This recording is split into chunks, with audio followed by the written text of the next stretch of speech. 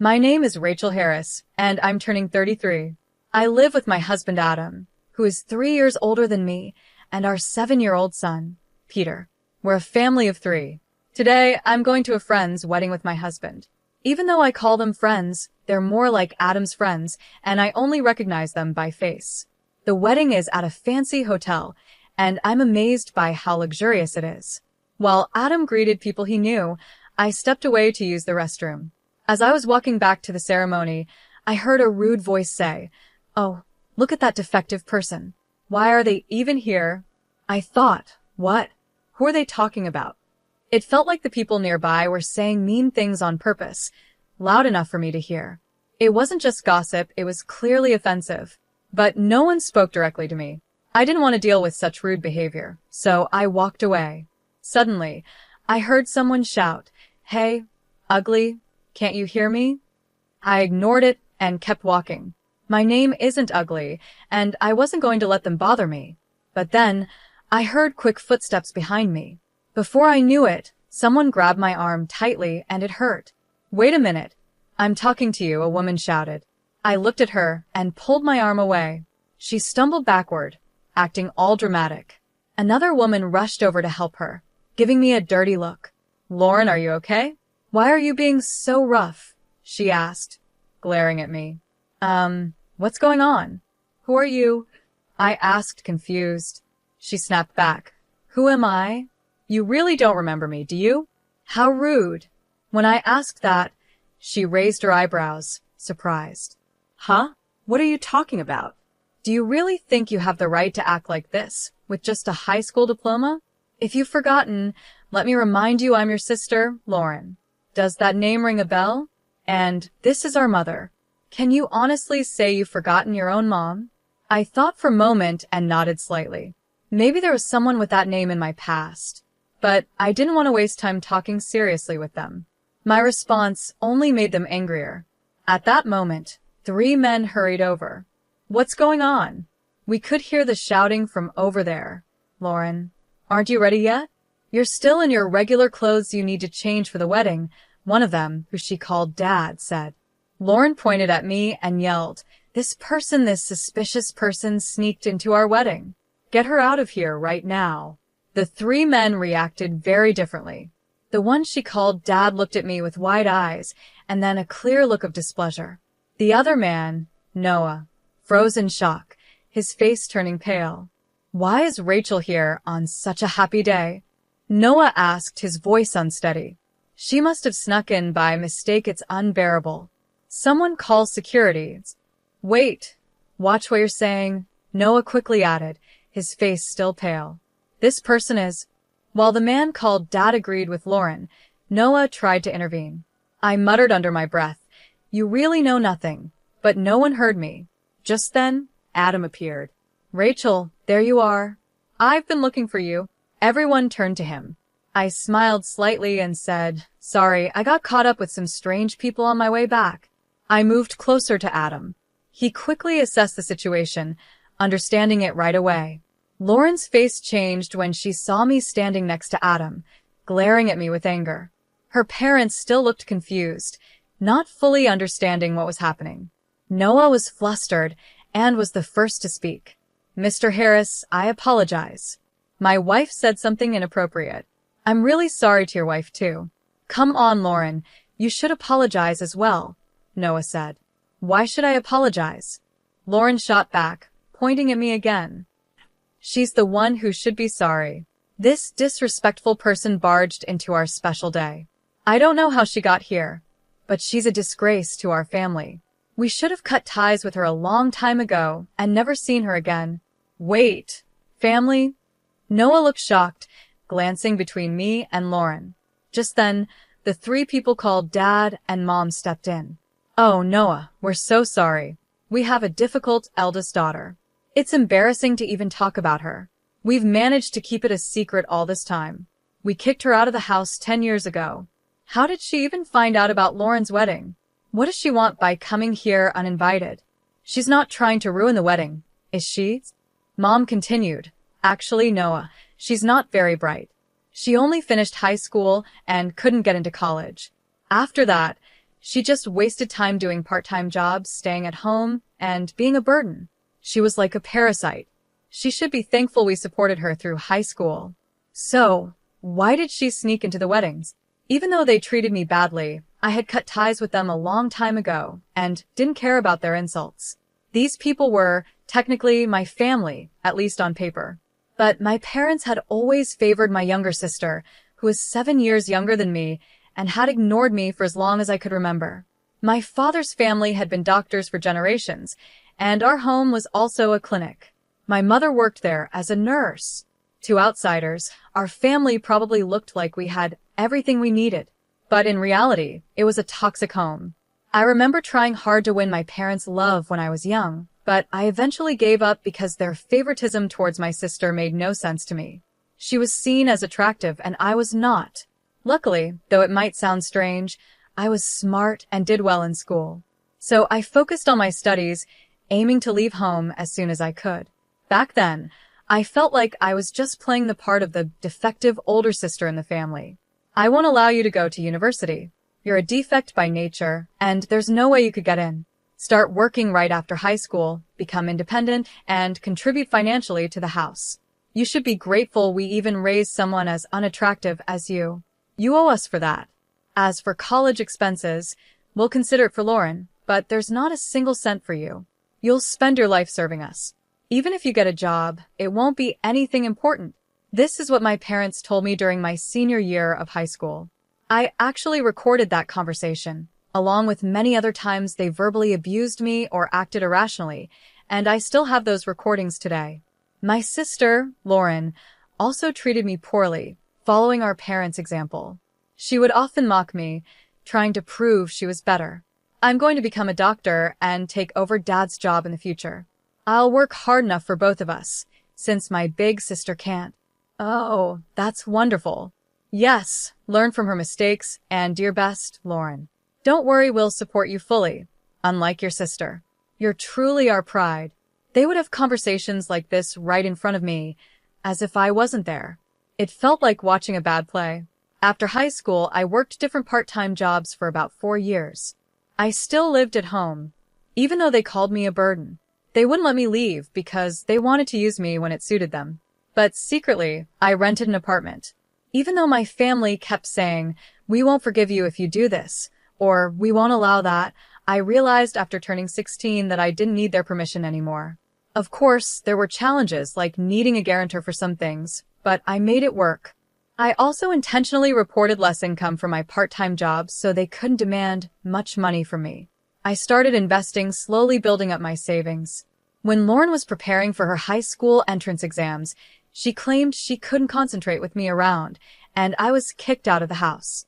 My parents probably thought I'd come crawling back, but for me, it was the perfect chance to finally be independent. They must have been surprised that I, the daughter they thought was incapable, never returned. But soon, it didn't matter to them. For my parents, having Lauren was enough.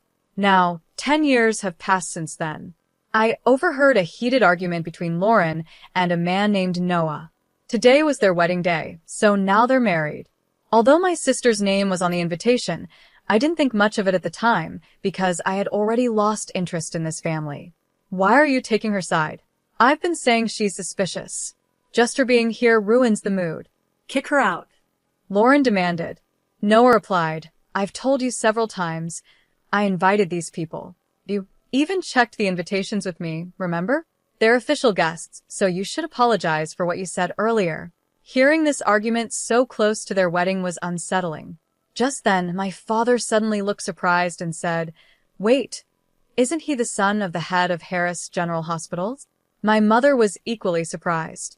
Harris General Hospital? The famous one? He's the son of the head doctors? Lauren added, shocked. In the middle of their stares, Adam introduced himself with a smile. Nice to meet you. I'm Adam Harris, and this is my wife, Rachel.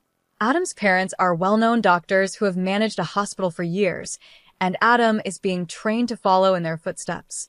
Hearing this, my parents were amazed. Noah then spoke up. It's unbelievable, but to think that Dr. Harris's wife is my wife's sister, what a coincidence. That means we're related now.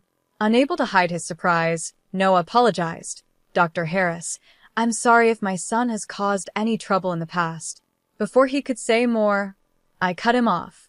My sister's husband, Noah Schnapp, is a doctor and works at a university hospital. I took my son to see him recently because he wasn't feeling well, but that's all. Adam has many connections with doctors, and it seems Noah respects Adam a lot. Noah then asked, how's our feeling now? Based on my diagnosis, he should start treatment right away. I suggest you take him to my hospital for tests and hospitalization. Although Noah was kind in his offer, I replied, actually, we've decided to get a second opinion from another doctor. It's important to be sure. Noah looked surprised by my response. I sensed that he wanted to treat my son as a special case, but I was uncomfortable with the idea of my child being seen as just another opportunity for profit. I politely declined his offer with a smile, but suddenly, a mocking laugh echoed through the room. Why are you acting like that? Are you trying to make up for being a high school graduate by marrying a doctor? You think marrying the heir of a big hospital makes you better? You're still the same. Your education hasn't changed, and you think too simply. You actually have a child? Poor kid, with you as his mother, Lauren sneered. Hey, Lauren, please stop. We're family. Why do you keep saying such things? Noah tried to calm her down, but Lauren glared at him, standing firm in her opinion. Then Adam spoke. Rachel, are these people really your family? He asked with doubt. No, I replied. They can't be called family anymore. A real family wouldn't suddenly scold you for no reason, or refuse to feed you just because you spilled a little food. They wouldn't give me old, second-hand clothes they found in a dumpster while laughing and comparing them to the fancy clothes they gave my sister. They wouldn't throw away my school materials, saying I'm too stupid to need them, or ruin my textbooks by soaking them in water. I continued, a real family wouldn't strip you naked in the winter for not lending a book to your sister, or lock you in a hot shed in the summer. They wouldn't sell your belongings behind your back or tell you directly that you're expected to work for them for life. People in town noticed the unfair way the clinic treated us and suspected abuse. It's no surprise no one takes their kids to their clinic anymore. It's amazing no one reported it when we were younger. Now their business is failing, and they don't even realize it's their fault. As I calmly revealed the cruel things from my past, Noah looked shocked. My parents were equally stunned when they realized I knew about the clinic's financial struggles since I left. My in-laws had discovered this information while investigating, deeply sympathizing with what I went through. Adam felt the same and had looked into my parents' clinic, possibly as a form of justice. Lauren interrupted, shouting, Stop it. Stop lying. We didn't do any of that. It's your fault for being a failure. Noah, don't believe her. But it was too late. Noah looked at her with disdain. I thought to myself, none of this would have happened if she had just ignored me and walked away back then. But then Noah spoke up. No, actually, it's you who's lying. Me? Lying about what? Lauren responded in disbelief. That Mrs. Harris only graduated high school. She has a college degree, is a successful businesswoman, and the CEO of a company that provides food for hospitals, including ours, Noah explained. CEO, my sister gasped in shock, staring at me like she couldn't believe it. My parents looked just as surprised. Stop lying. She's just a high school graduate. Are you saying she went to college behind our backs without us knowing? My mother accused. Yes, I did go to college, I replied calmly. I was already an adult, and I didn't need to tell strangers who aren't my family. What are you saying? How can you speak to your parents like that? We didn't give you permission to go to college, my father shouted. Why would I need your permission? I replied calmly, and they couldn't hide their anger. After high school, I worked various jobs and saved a good amount of money. I used that money to pay for college because there was still so much I wanted to learn and achieve. Living on my own gave me freedom, and I proved I could do anything. While in college, I started my own business. That's also when I met my husband. Looking back, it fills me with a lot of emotion. Meanwhile, my sister mumbled to herself, her face pale. I can't believe it. I always thought she was the useless sister who couldn't do anything on her own, that she would be nothing after being kicked out. But she graduated from college, became a CEO, and married the heir of a major hospital. Why? I thought I would be the successful one. Why is she more successful than me? Why does she look happy? Why indeed? I replied. Maybe it's because, despite being treated unfairly, I never gave up and kept working hard. Maybe luck helped a little too. I looked at my sister firmly, then revealed something shocking. By the way, I heard you dropped out of middle school. Is that true? This revelation left everyone, including my parents and Noah, completely stunned. What? What are you talking about? Who dropped out of middle school? My sister snapped back, though I admired her attempt to deny it. I heard from a distant relative, someone who has always been kind to us. I continued. When I left home, you thought you could easily get into a top school without studying. You went into the exam unprepared and ended up writing almost nothing, which led to you failing as expected. After that, you started acting out at home and shut yourself away for a long time. You only came back into society when our parents introduced Noah as a suitable husband for you, I explained. As I spoke, Noah's face grew more serious, while my parents and sister turned pale. The information came from a distant cousin on my father's side, who is known for being good at gathering details. Though we only met a few times when I was a child, he looked after me and even acted as my guarantor. You're lying. What are you talking about? My sister protested, trembling. But I continued. Actually, the claim that you work in medical administration is also false, isn't it? In reality, you don't have the qualifications and you're only doing basic tasks, not handling any real responsibilities. At least some professional ethics are being followed. Stop it. You're lying. All of it is false, she cried out. Maybe, I replied calmly. What I heard was just a rumor. Whether you believe it or not is up to you. At that, my sister quickly turned to Noah, studying his face. He looked doubtful, confused, and clearly disappointed. Lauren, you told us you graduated from a prestigious women's university, had qualifications, and were helping with your family's hospital. Was that all a lie? Falsifying your academic background is fraud. Have you deceived me? Noah asked her directly. No, Noah. Don't just believe her.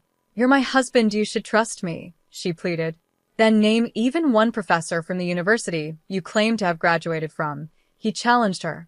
Flustered, my sister struggled to respond. That's not important right now. Really? Well, let's call a professor from the department you said you attended. They're also a family friend and know us well, Noah proposed, ready to find out the truth. As he said this, Noah calmly picked up his phone. Please stop. That's not necessary, Noah, she pleaded, panicking. You trust me. That's enough. Lauren suddenly snatched Noah's phone from his hand and slammed it onto the floor.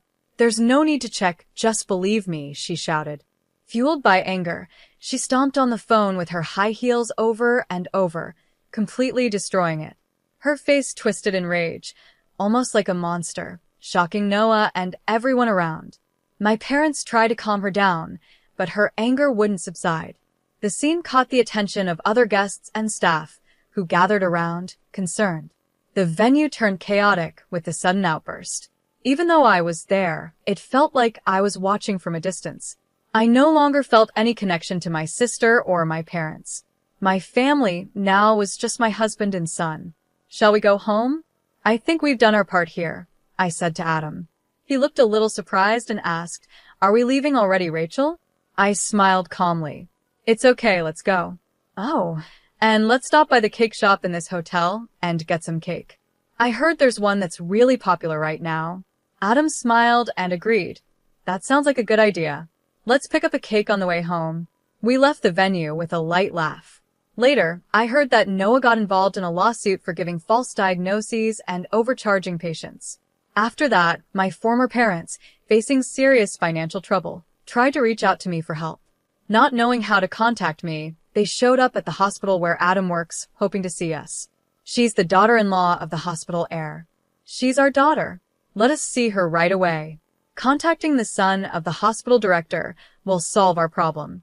We're in big trouble, and we need her help. After all, we raised her, so it's only natural for her to support us, they loudly proclaimed at the reception, causing a scene. But it wasn't Adam or me who responded, it was my parents-in-law. With a firm look, they asked, "What business do you have with our daughter?" My parents, clearly unsettled, froze and quickly left the hospital. They tried to reach out several times after that, but they never focused on fixing their own problems. Eventually, their hospital had to close down. When I heard about the closure of my parents' hospital, I didn't feel much emotion. Instead, I felt a sense of relief, like they were finally facing the consequences of their actions. It was one of the most refreshing moments for me. Later, I learned that Lauren and Noah had divorced. I was surprised their marriage had even lasted a few months. The lawsuit Noah was involved in, along with his dismissal from the hospital, must have seriously damaged their relationship. Lauren always seemed determined to outdo me and find greater happiness, but she kept making bad decisions. Her first mistake was starting an affair with an older, married doctor, thinking it would help her gain a better position. But when the affair was discovered, the doctor's wife demanded compensation, and it became a big issue. Desperate, Lauren turned to our parents for help, but they disowned her, calling her a disgrace to the family. I don't know what happened to her after that, but she had struggled since failing her high school entrance exams and had spent a long time isolated at home. She ended up working in shady places, facing many hardships that affected her health, and eventually left her homeless. Hearing these stories made me lose interest in her completely. Meanwhile, my former parents, now nearing retirement, are struggling to find jobs as doctors or nurses. No hospital will hire them because of their bad reputation, which likely stems from how they treated me and others in the past. They are just people from my past now, and I no longer think about them. As for my son, I'm happy to say that after being checked at another medical facility, he no longer needs to be hospitalized, and his condition has improved greatly with the right medication. I'll continue to do everything I can to protect my family,